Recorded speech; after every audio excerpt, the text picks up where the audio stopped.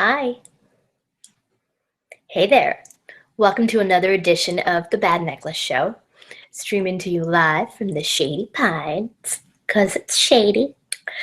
Um, Today I wanted to pop in and talk about Netflix's second season of Daredevil.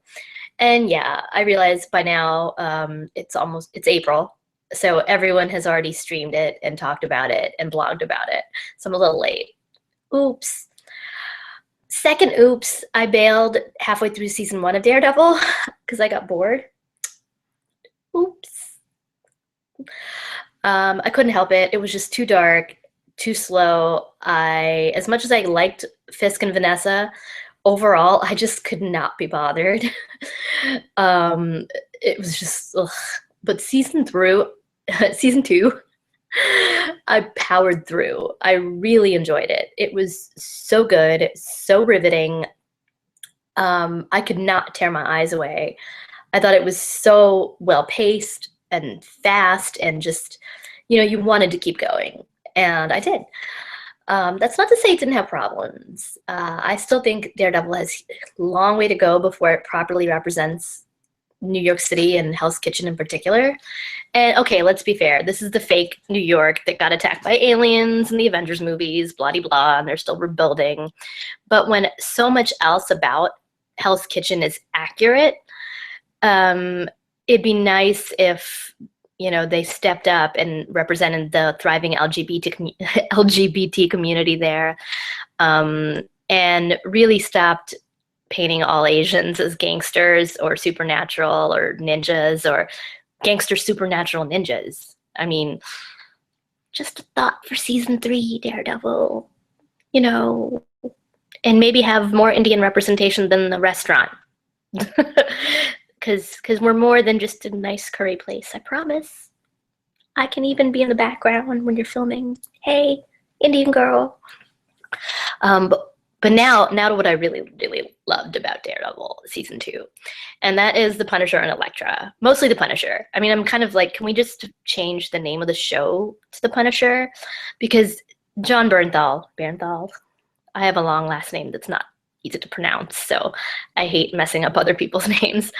In any case, Johnny B pretty much stole the show, ran off with it, and kind of climbed to a rooftop.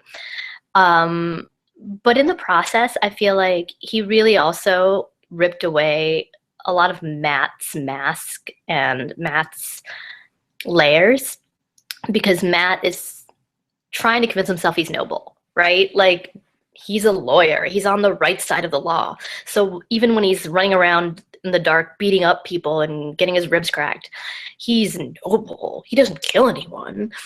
And I think what was interesting is that you've got Punisher and Elektra also, who is an ex-girlfriend of Matt's, who pops up.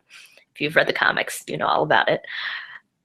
They both kind of, they're not afraid to kill people to get their point across. Elektra, because she's kind of a psycho, and Frank, because he has a particular moral code and a mission.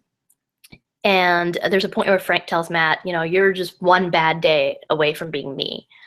And I think that's a realization you actually see Matt come to across the course of the season as he wars between his day life and his night life. And let me tell you, Matt does some truly, truly bad lawyering this season. He's a much better wacky vigilante than he is a lawyer. It's just like, dude, honey, quit your day job. But I digress. What I loved, as I said, like what the Punisher and Elektra both bring out in Daredevil is fascinating. And they also enable these new sides to Karen and Foggy. I mean, I could really take or leave Karen, especially during parts of this season. But I thought her arc was fascinating, and Foggy's as well, because it's not just Matt trying to define justice. All three of them come to their own conclusions about the lines they're willing to draw in the sand. And a lot of that is because of the Punisher coming into their lives. So I just thought that was all really, really cool. And if you haven't watched Daredevil yet, I'd say you can skip season 1, just because I only watched like 5 episodes, and hop right into season 2, and just go for it. just keep in mind that the Asian representation is terrible.